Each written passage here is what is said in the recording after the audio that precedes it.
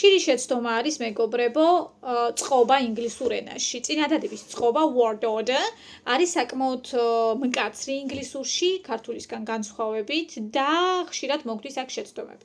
მაგალითად, მოგიტან ყავას. ქართულში ზმნა არის უნიკალური. რით არის უნიკალური?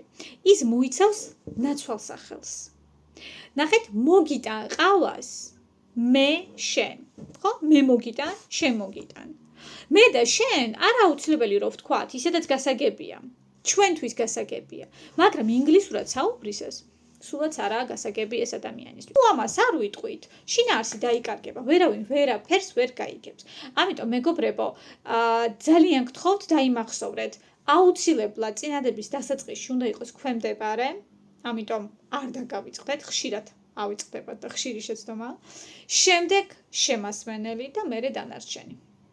ხო, დამატებას ვეძახი ხოლმე ამას, თუმცა იქაც არის რაღაც თავისი ნიუანსები. მაგრამ ქვემდებარე შემასმენელი არის აუცილებელი.